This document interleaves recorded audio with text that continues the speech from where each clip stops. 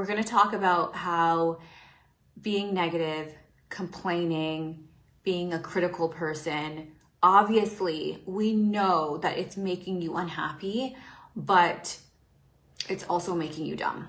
I know, crazy, right? And so we're going to take a neuroscience perspective on this as to why. And the reason that I'm talking about this is because I know negative people that love pointing out, and I'm sure you do too, that love pointing out all the things that's wrong. And they think, this is a false perception, so important. They think that they are being smart. They think, ooh, you're so naive, or you're so gullible, you're so this, or it's naive to be positive. No, positivity is a strength. It's wisdom. It's wisdom beyond like the current situation of knowing that everything is actually okay. And it shows great strength to be able to be happy when there is a lot of things to be sad about. It shows mental resilience, emotional resilience. But people who are negative or critical or just always are looking for the problem, they think in their mind, they genuinely think that they are being smart. That by them looking for danger, nobody can have anything over them because they're ahead of it. They're ahead of it.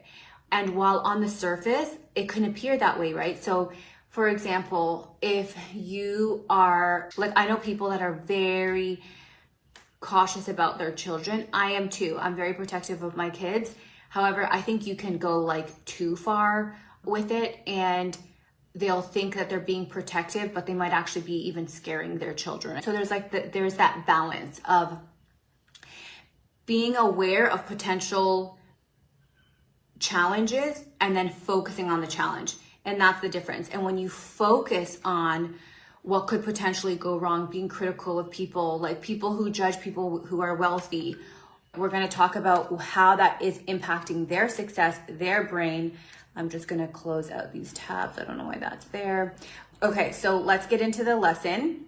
So last week we touched on the RAS, so the Reticular Activating System, which is a function of the brain that basically it works as a filtering system. And we touched on this, we covered it a little bit, but basically we believe, like I look around the world and I see, oh, I'm seeing the world as it is. No, I am seeing the world in whatever way my RAS is programmed to see the world, because my brain is actually removing 99% of the external stimuli.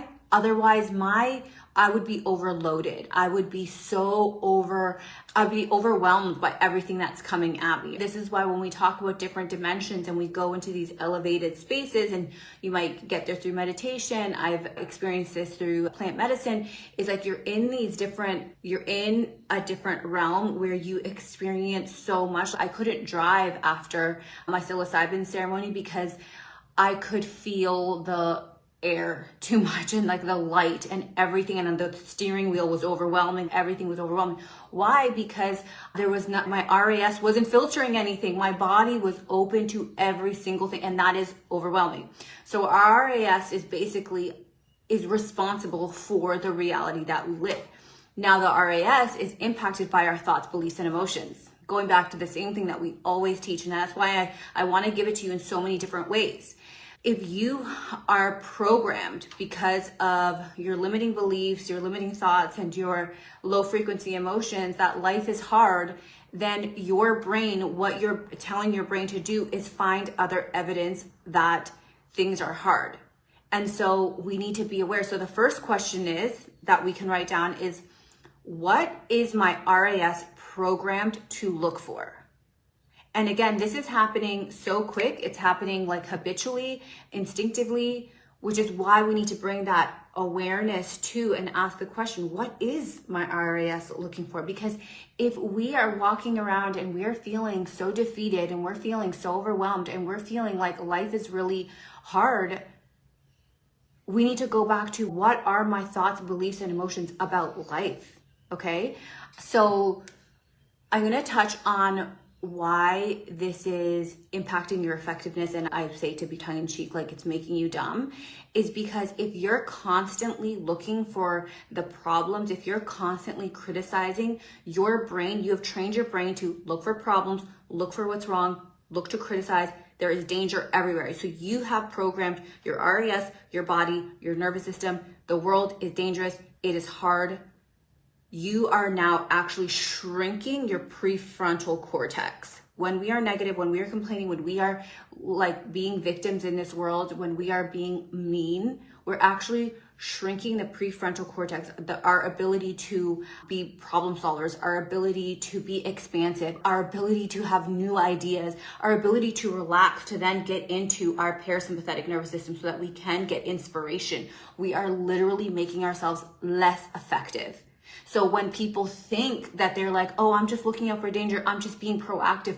No, what you're doing is you're putting yourself into fear state. You can have the awareness that there are dangers in the world without focusing on it. And your RAS is exactly the vehicle or the machine, the apparatus in your body that's going to be determining what kind of world you live in. And I see this so much, and it breaks my heart, especially when I see, because if you go on social media, basically it's an algorithm, right? So whatever, almost like whatever you believe, you're going to find evidence through the algorithm. Your RAS works in the same way. And sometimes I'll just randomly flick through something and I'm like, wow, there's this, I don't know if she's a coach, but she's a thought leader, and she talks about men and relationships, and she's always pointing out red flags in men and how men don't care about women. And some of what she says is so solid, it's so good. I actually very much agree with what she's saying. But then I look at the comments on her post and I'm just like, wow, I get her perspective. It actually makes sense. But the women that are watching and now believing that men only want resources from you, they're manipulating you, you are disposable, you need to be a feminist, they are now programming their RAS to believe, because this is what they're saying in the comments, that all men are the same, that you might as well get a rich one because they're all gonna screw you over. So if I believe through my RAS, through my thoughts, beliefs, my emotions, and I program my little brain, in the little function that it does is deleting 99% of the stimulus and the opportunities that are coming at me. If I believe that men are bad, number one, I'm going to have a false interpretation of the man that's coming towards me that wants to talk to me. He's bad, he's this, I'm going to make prejudgments. Or I don't even see him. I'm like not even a vibrational match for him. Like he can't even see me because my belief is that men are bad. So therefore I will attract more situations, more evidence that men are bad. Now that's a relationship example. Let's take it to business. It's the exact same thing. If you believe that, if you have like low self-worth, if you think that, everybody's crushing except you, if you think that you're not as smart, if you think that you're not as pretty, you're not as successful, if that's what you have programmed in your mind, okay, your RAS switches on, okay, we need to go find evidence of that. It's happening without your willpower. It is programmed. It is just done. And then we walk around and we say, oh, there's evidence of that. That person's doing well. I'm not doing well. That person said no. And we are essentially living into our limitations. Now, when we are, remember going back to the RAS and how it functions, now when I'm looking at, I'm not successful, like the world is hard, it's unfair, capitalism, what's the patriotism, whatever, like all these other, no, it's not patriotism, that's about your country. What's the one with the men? You know what I'm trying to say. Anyway, when I'm looking at those from this problem perspective of everything is bad, everything is hard, the world is this, blah, blah, blah, my prefrontal cortex is like, oh, we need less of this functioning because there's nothing you can do. You are disempowered. The world is just the way it is. It starts shrinking, it shutting down. You're actually becoming dumber. And here's the thing, like not only from a neuroscience perspective are you less effective, you can't be a problem solver. Because I remember encountering people like this in corporate where we'd be in a boardroom and we'd be putting out ideas and there would be like one person who was so negative about everything. And it wasn't that he was not he didn't bring any value, but we could count on him to only see the bad. Oh, but guys, have you considered this? Have you considered that? And at no point in that whole time would he ever bring a good idea forward. Why? His brain is not even conditioned to do that. So how we can change this is, number one, what is my RAS programmed to look for? Do I believe that men are good? Do I believe that men want to take care of women? I truly believe that men at their core, beyond their wounding, because men who are red pill, men who don't respect women, that's some wounding. Okay, that's like they had a mother who maybe some of them like hate their mothers and they take it on the women, right? I believe at a man's core, he wants to take care of a woman. He wants to do that. And in fact, it's his ego that comes in if he's not earning enough money or he's not attracting women. Like, that's what makes him go on the attack and act like he hates women when he doesn't. Okay, so I believe, that's my belief. I believe that men are good. I believe that, oh, here's another good one I want you to imprint into you. I want you to believe that the world is trying to support you. I want you to believe that people want to see you win. Because if you go into, and I've seen this as well with some of my clients, like, this person's jealous of me, that person hates me, that person hates me, that person is after me, blah, blah, blah. Okay, it's okay to be aware. We can be aware of what's happening, but I don't want you to keep repeating that. And I don't want you to take that as belief. I don't want you to, because now your RAS is the world is against it, the world, and it will look for evidence. And you've probably even had conversations with someone where they're telling you a story and they are really being like conspiracy theorists because they're like looping things together that don't necessarily go together. Why? Because they need to paint a picture that the world is against them. Same thing with men about women and women about men, right? But here's the thing. If you tend to be a negative person, I want you to reframe this from, I'm just being vigilant and I'm on top of it. No, you're actually making yourself less effective. You're actually making yourself dumb. And you are not even opening yourself up to opportunity. Like, you're not only just unpleasant to be around because you're so negative and you're always talking like some crap about something, but you are now creating a reality that's always going to support that. And for as long as you believe that the world is hard and it's this and it's that, and for as long as you feed your mind that through social media, because I know that's where we're getting our news now. Nobody is watching the news, okay? Nobody is watching the news. We're all getting information from social media, right? For as long as whatever it is that you're watching consistently, that will, just know that you are programming your brain to find more of that. And if you want to be successful, if you want to have a relationship that feels incredible, don't listen to coaches or thought leaders who have a warped view of the opposite sex or the sex that you're trying to connect with.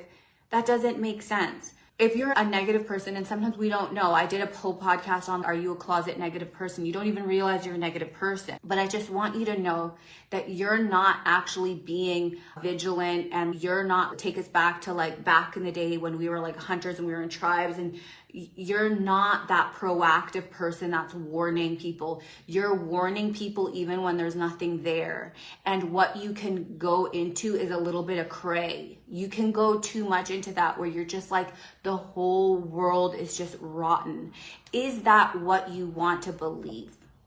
Is that what you want to believe? I'm going to touch on this because I think this is pertinent. There's people who base their whole careers on being anti-something. How can you be anti-something? Like, you can't be like, even like anti-vax. No, be pro-health. Okay? There's anti-MLM. Okay, so what you're telling me is like your whole personality is around pushing against something. This is not, so that person is now programming their selves to be in this, a naturally, like their natural state will be combative, critical. And just understand the impact that it's having on you. You can't have a fulfilled life if you're always like that. Actually, there's even research on, and we know this because there's a coach that I do rate, Steven Speaks. He's great. He coaches and gives advice to women for dating men. I don't agree with everything he says, but a lot of what he says really makes sense. And he he talks about one of the most important qualities for a woman to be attractive to the masculine is to be positive. It's to be soft. And science shows that actually when you are positive, your face is softer. You look more beautiful. When you're critical, when you're negative, I notice that a lot of people that are very negative, they age more. You look less attractive, right? So I want us just to really go back to the question, what is my RAS program for? Hi, Kyrene. And do I want it to be something different? If you're not having the results that you want in your business, what are those thoughts, beliefs, and emotions that you're having? Write them out, cross them out, and rewrite new ones. Write the opposite of that. If it's a relationship, same thing. Because if you genuinely believe that men are good, men are providers, men love me, I'm attractive, I'm worthy, I deserve to be taken care of. If you believe those, the man comes. Okay, so I just wanted to bring it back to the importance of us choosing positive thoughts, the importance of us giving that compliment, the importance of us, oh my gosh, guys, I'm a shy person in public, but I was in a shopping center near my house, and I was at the bakery. I promised my son something, so I'm like standing in line. There's this woman there. She's got shorts on. She has the most amazing legs. And something said to me like, oh, say something to her. And I often have that cross my mind, like say the compliment. I'm like, no, I'm going to sound so creepy. I was like, no. And I was like, Mars, you have to do this. If you feel something good, always share it. Spread the love. And so I stood next to her. I'm like, at the risk of sounding so creepy, I'm like, your legs are amazing. And she said, oh my gosh, thank you so much. And they're genetics. Like I do nothing. Like I don't even exercise. I'm like, okay, now I'm even more jealous. Do that. It was so uncomfortable for me, but she felt so good. She walked away with a little spring in her step. I felt a bit uncomfortable because it really got me to be like out of my comfort zone, but it felt so good to be generous. Be generous with your words.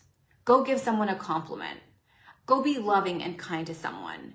Go talk about something good on your stories. Don't be that person that is constantly pointing out what's wrong. And we talked about not only will it make you unhappy, you're programming your RAS to look at what's problematic, you are shrinking your prefrontal cortex, you're going to be less attractive to the opposite sex, and you're just less resourceful, you're less effective, and you're less pleasant to be around. I'm just going to go here. And just see if it was loading on this end. I think it was. Beep, beep. Here we go. Okay. Anti-anything is still feeding the anything. Exactly. Be pro whatever and feed that whatever. Exactly. So you're not anti-war. You're pro peace. Okay.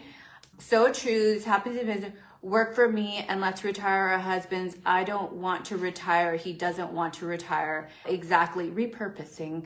Men want to provide and protect, but many women have been programmed to be independent, self-sufficient, and not give any power away. How crazy is that? Exactly. And where does that come from? Marianne, this is such a good point. Because here's the thing. There is different. Okay. I always say a powerful woman, and this is my intention for everyone. I'm just like pushing this to you, and like this, you're just going to feel this, and it's going to enter the cells of your body, and you're just going to feel like more and more like this is true for you. But when you are fully embodied in your power, no one, not a man, not a woman, like no one can take that power away. So by you saying, oh, I'm going to have a more traditional role, or I'm going to let the man lead in the home, because it creates a balance in the home, and it creates a good family dynamic for the babies. And you find a balance that works for you, not like it's not for anybody else, but you find that balance of allowing the man to lead, allowing him to take care of you and protect you and all of those things. That does not mean you are weak.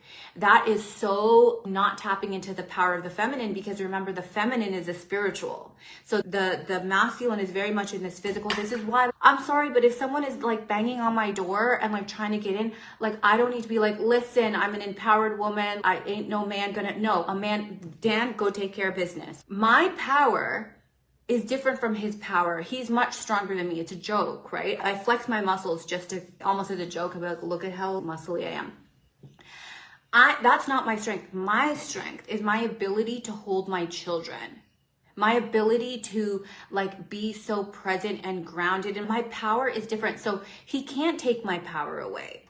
There's no way. And this is the thing. If women really knew their power, they would have no problem being a housewife. If women were really connected to their power, they would have no problem in letting the man lead. If a woman was really in her power, she wouldn't need to win the argument. Because we see deeper than that. We are feeling deeper than that.